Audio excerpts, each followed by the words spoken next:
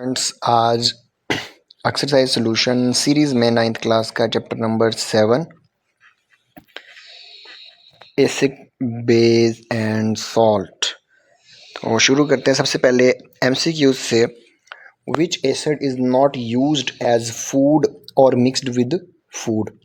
कौन सा ऐसा एसिड है जो फूड में मिक्स नहीं होता या फूड के तौर पे उसको यूज़ नहीं किया जा सकता। तो उसका करेक्ट आंसर है फॉर्मिक एसिड। फॉर्मिक एसिड बहुत ज़्यादा क्रूजिव होता है और बहुत ज़्यादा टॉक्सिक होता है, इसलिए इसको फूड में आप यूज़ नहीं कर सकते।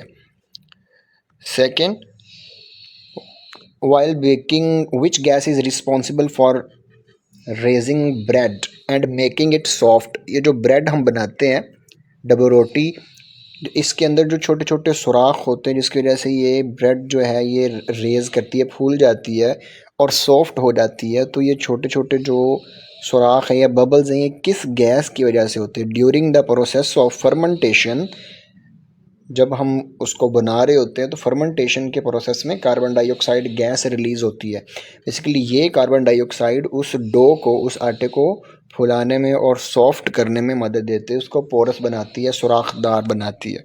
तो कार्बन डाइऑक्साइड इसका करेक्ट आंसर है। Next, predict the main characteristics of the reactions of metals with acid. तो इसमें करेक्ट आंसर यही है कि सबसे पहले जब आप किसी भी मेटल को एसिड के साथ रिएक्शन करवाएंगे, जितनी भी प्रॉपर्टीज़ ए बी सी में गिवन है वो ऑल कैरेक्टरिस्टिक्स आर ट्रू। ठीक है, मेटल डिज़ोल्व होते हैं, साल्ट में कन्वर्ट होते हैं, हाइड्रोजन गैस इवॉल्व होती है। MCQ number 4, how many hydroxide ions calcium hydroxide will release in water. Calcium hydroxide का अगर फार्मूला देखें तो इसके पास 2 OH होते हैं। तो जैसे ही इसको पानी में डिज़ोल्व किया जाता है तो OH जो है ना वो 2 रिलीज होते हैं, 2 OH। कैल्शियम जो है वो +2 की फॉर्म में और OH माइनस की फॉर्म में रिलीज होंगे, लेकिन ये 2 रिलीज होते हैं। तो इसका करेक्ट आंसर है 2। Next, in a neutralization reaction between KOH and H3PO4, how many molecules of KOH will react with H3PO4? इसका करेक्ट आंसर है 3। क्यों? क्योंकि H3PO4 के पास हाइड्रोजन 3 है। तो इन 3 हाइड्रोजन के साथ KOH को बैलेंस करने के लिए अपने OH कितने रिलीज करने पड़ेंगे? 3। तो इसलिए हमारे पास जो KOH है वो 3 होंगे। Then it will completely neutralise H3PO4। Next, which acid is used in preparation of soap. साबुन में कौन सा एसिड जो है वो यूज होता है? Stearic acid. Stearic acid is basically long chain fatty acid that reacts with sodium hydroxide. इस प्रोसेस को स्पॉनिफिकेशन कहते हैं। साबुन बनाने के प्रोसेस को स्पॉनिफिकेशन कहते हैं। सोडियम हाइड्रोक्साइड बेस है और इसको स्टीरिक एसिड फैटी एसिड के साथ रिएक्शन इसका करवाते हैं तो सोडियम स्टीरेट, बेसिकली ये सोडियम स्टीरेट साबुन का केमिकल नाम है। ठीक है, नेक्स्ट शॉर्ट क्वेश्चन में आएगा, उसमें इसका फार्मूला भी अब मेंशन किया जाएगा। Which compound is formed when SO2 is dissolved in water. जब SO2 को पानी में डिसॉल्व करते हैं तो कौन सा कंपाउंड फॉर्म करता है? तो सल्फ्यूरस एसिड बनेगा। डायरेक्ट सल्फ्यूरिक एसिड नहीं बनता, याद रखना है। जब ये SO2 को पानी के साथ रिएक्शन उसका करेंगे तो H2SO4 डायरेक्ट नहीं बनता, फर्स्ट स्टेप में सल्फ्यूरस एसिड बनता है। ये फर्दर पानी के साथ रिएक्शन करेगा तो जाके सल्फ्यूरिक एसिड बनेगा। तो इसका करेक्ट आंसर है H2SO3, not H2SO4। Which of the following contain oxalic acid. Oxalic acid tomato में पाया जाता है, टमाटर में। Tomato naturally contain oxalic acid along with citric malic acid. 3 इसमें बेसिक एसिड जो ज़्यादातर पाया जाता है इसमें ऑक्सैलिक एसिड होता है। Which compound in following reaction is behaving as conjugate base. Basically conjugate base होता क्या है? जब कोई एसिड अपना हाइड्रोजन रिलीज कर दे उसके बाद जो चीज़ बनती है उसको कॉन्जुगेट बेस कहते हैं। जैसे इस रिएक्शन में देखें तो आपके पास ये एसिटिक एसिड है। अब इस एसिटिक एसिड में से अगर हम ये हाइड्रोजन निकाल दें तो ये एसिड का कॉन्जुगेट बेस बन जाएगा माइनस की फॉर्म में। इसका करेक्ट आंसर ये। Next, when a chemical reaction is carried out with a substance Z, gas is produced which turns red litmus paper blue. What is reaction? इसका correct answer है reaction of an alkali with ammonium salt. इसका correct answer है reaction of alkali with ammonium salt. Heating an alkali with ammonium salt releases ammonia gas. Basically ammonia gas जब release होती है तो इसकी nature basic है। तो जब भी किसी बेस को लिटमस पेपर के साथ आप टच करेंगे तो red litmus paper blue colour में कन्वर्ट हो जाता है। इस रिएक्शन में बेसिकली अमोनिया बनती है और अमोनिया की नेचर बेसिक है। तो बेसिक कोई भी चीज़ होती है वो रेड लिटमस को ब्लू में कन्वर्ट कर देती है। Next short question number 1, choose Arrhenius acid among the following compound. इनमें से आर्हीनियस एसिड कौन से? बेसिकली आर्हीनियस एसिड वो होते हैं जिनके पास H पाया जाए और वो पानी में H रिलीज भी करें। तो इनमें से HF, H2SO4, H2S Arrhenius acids हैं। Next, how does calcium metal react with dilute H2SO4? Calcium metal reacts vigorously कहते हैं बहुत ज़्यादा तेज़ी के साथ with dilute sulphuric acid to produce calcium sulphate salt. ये कंप्लीट रिएक्शन है। एक एरो अगर ऊपर की तरफ, इसका मतलब होता है गैस की फॉर्म में H2 रिलीज हो रही है। Which salt is formed when HCl reacts with BaCO3? Barium carbonate के साथ जब HCl रिएक्शन करेगा तो कौन सा साल्ट प्रोड्यूस होगा? तो बेरियम क्लोराइड साल्ट जो है वो तैयार होगा। ये इसका कंप्लीट रिएक्शन गिवन है। Next, how will you justify that HSO4 minus is a Bronsted Lowry acid? सबसे पहले ब्रोंस्टेड लोरी एसिड होता क्या है? ब्रोंस्टेड लोरी एसिड वो होता है जिसके पास H मौजूद हो, वो H को डोनेट कर सके। तो इसमें अगर हम देखें तो इसके पास भी H मौजूद है। तो ये जैसे ही पानी में इसको डिज़ोल्व करेंगे या किसी बेस के साथ इसका रिएक्शन करेंगे तो ये H अपना उसको डोनेट कर देगा। जैसे कि ये पानी के साथ इसका रिएक्शन करें तो पानी में ये अपना H रिलीज़ कर देता है और ख़ुद कन्वर्ट हो जाता है SO4-2 की फॉर्म में। तो बेसिकली ये ब्रोंस्टेड लोरी एसिड है। क्यों? क्योंकि इसके पास H है और इसको ये रिप्लेस कर सकता है किसी दूसरे आयन के साथ। Why is HCl not edible although it is present in stomach and responsible for digestion? Hydrochloric acid को हम इस्तेमाल क्यों नहीं कर सकते, खा नहीं सकते इसको या पी नहीं सकते? इसकी रीज़न क्या है? हालांकि ये हमारे स्टमक में, हमारे मैदे में कुदरती तौर पे पाया जाता है। इसकी रीज़न ये है कि बहुत ज़्यादा क्रूजिव होता है। ये हमारे ओरल कैविटी को, मुंह को जला सकता है, बहुत ज़्यादा क्रूजिव होता है।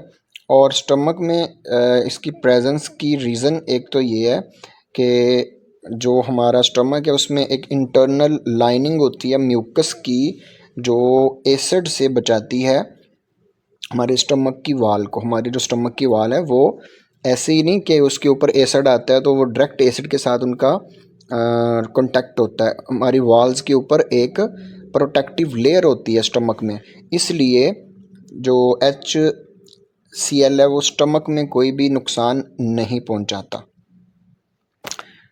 Next, constructed response questions. जो मैं आपको ऊपर बता रहा था कि नीचे केमिकल रिएक्शन आएगा जहां हम सोप की जो है प्रिपरेशन पढ़ेंगे।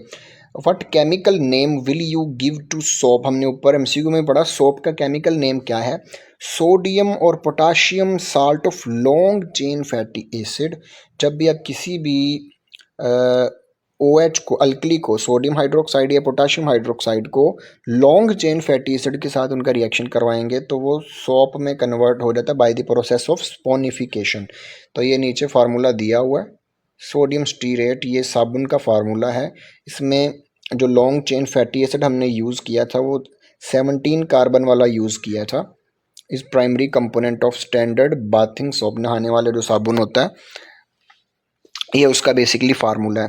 तो केमिस्ट्री के अंदर जो साबुन है उसका नाम क्या है? सोडियम और potassium salt of long chain fatty acid, और फार्मूला क्या है? C17H35COONA, sodium stearate. Constructive response में दूसरा question, in the presence of drop of an acid water is known to ionise. जब कोई ड्रॉप पानी में एसिड का डिसॉल्व होता है तो पानी जो है वो इस तरह से आयोनाइज हो जाता है। इन योर ओपिनियन वाटर क्या है सूटेबल, उसके लिए क्या वर्ड है? एसिड है, बेस है, या बोथ है? तो in my opinion in chemistry water behaves like acid and base both. It is called amphoteric. इसको एम्फोटेरिक कहते हैं। इसकी रीज़न ये है कि ये दोनों तरह से काम कर सकता है, एसिड और बेस दोनों तरह से। जब किसी बेस के साथ इसका रिएक्शन करेंगे तो ये एसिड के तौर पे काम करेगा, और जब किसी एसिड के साथ इसका रिएक्शन करवाएंगे तो ये बेस के तौर पे काम करेगा। जैसा है कि यहाँ पर HCl के साथ अगर रिएक्शन करवाएं तो पानी बेस के तौर पे काम करेगा, और अगर NH3 के साथ रिएक्शन करवाएं तो पानी एसिड के तौर पे काम करेगा, और अमोनिया बेस। तो पानी दोनों तरह से रिएक्शन शो कर सकता है, लाइक बेस एंड एसिड। जो चीज़ एसिड और बेस दोनों तरह से बिहेव कर सके उसको एम्फोटेरिक कहा जाता है। नेक्स्ट क्वेश्चन है, why does Na2CO3 behave like a base in water। Sodium carbonate पानी में बेस के तौर पे क्यों काम करता है? जब इसको पानी में डिसॉल्व करें, इसकी हाइड्रोलाइसिस हो तो generating strong alkali NaOH weak acid, ये वीक एसिड और स्ट्रॉन्ग अल्कली प्रोड्यूस करवा देता है, और ये अल्कली NaOH ब्रेक डाउन करके OH माइनस आइंस बहुत ज़्यादा रिलीज़ करता है। जब किसी भी सॉल्यूशन के अंदर OH माइनस ज़्यादा हो जाए तो उसकी नेचर बेसिक हो जाती है। इसको टेस्ट करने के लिए इसके अंदर फिनोल्फिथालीन डालें तो वो पिंक कलर का हो जाता है। नेक्स्ट, इन NaHCO3 सोडियम बाइकार्बोनेट बेस है या एसिड है? जस्टिफाई आपने करना है। तो इट इज़ केमिकली अगर देखें तो ये एसिडिक साल्ट है। जब इसको पानी के अंदर आप डिज़ोल्व करेंगे एक्वा सोल्यूशन में तो ये वीक बेस के तौर पे बिहेव करता है। तो it is actually weak base, ये बेस है लेकिन वीक बेस है। तो इसमें पानी के अंदर ये OH माइनस रिलीज़ करेगा, OH माइनस रिलीज़ करेगा। ये रिएक्शन इसका कंप्लीट गिवन है। OH माइनस रिलीज़ करने की वजह से इट इज़ बेस, और क्योंकि बहुत ज़्यादा OH माइनस रिलीज़ नहीं करता इसलिए वीक बेस है ये। What is difference between strong acid and concentrated acid? बहुत ज़्यादा इंपॉर्टेंट क्वेश्चन है कि स्ट्रॉन्ग एसिड और कंसनट्रेटेड एसिड सेम नहीं होते। स्ट्रॉन्ग का मतलब है ऐसा एसिड जो कंप्लीटली आयोनाइज हो जाए। जैसे HCl अगर हमने 100 मॉलिक्यूल्स इसके डाले तो 100 के 100 या 99 टूट जाएं पॉजिटिव और नेगेटिव के अंदर, मतलब H पॉजिटिव अलहदा हो जाए, Cl माइनस अलहदा हो जाए। जो टूटने की एबिलिटी है, कंप्लीटली आयोनाइज होने की एबिलिटी है, इसको कहा जाता है स्ट्रॉन्ग एसिड। और कंसनट्रेटेड का मतलब है कि कितनी अमाउंट एसिड की वहाँ पर मौजूद है एज ए सोल्यूट। ठीक है, 98% H2SO4 का मतलब है कि बहुत ज़्यादा वो गाढ़ा है। कंसंट्रेशन असल में हमें बताता है कि कितना ज़्यादा गाढ़ा है या कितना ज़्यादा पतला है, उसमें हमने पानी कितना डाला है, उसमें एसिड कितना है। जो स्ट्रॉन्ग एसिड है इसका मतलब ये है कि वो एसिड आयंस में कितना कन्वर्ट होता है।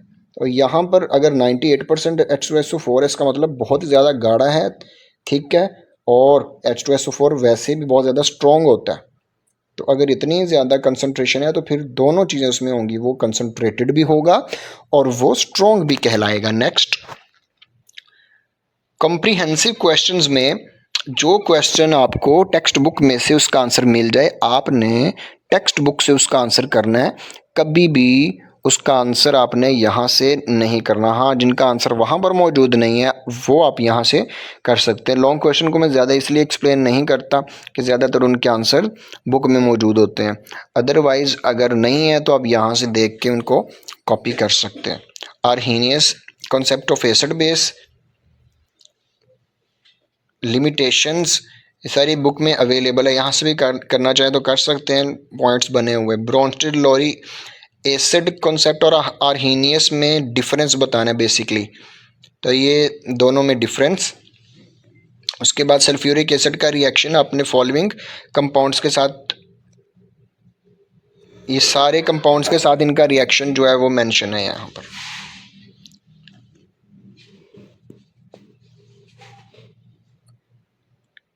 What happen when base reacts with non metallic oxide, ये इसके रिएक्शंस। उसके बाद acidic character dry HCl gas and HCl solution अगर पानी के अंदर डिज़ोल्व करें तो उनकी प्रॉपर्टीज़ आपने बतानी है, इसका आंसर मेंशन है। उसके बाद एसिड और कॉन्जुगेट बेस में डिफरेंस हमने ऊपर भी पढ़ा अभी थोड़ी देर पहले। उसके बाद एक्टिविटी बेस्ड क्वेश्चन, ये पेपर का हिस्सा तो नहीं होते लेकिन अपनी अंडरस्टैंडिंग के लिए आप इनको कंसीडर कर सकते हैं, देख सकते हैं, पढ़ सकते हैं।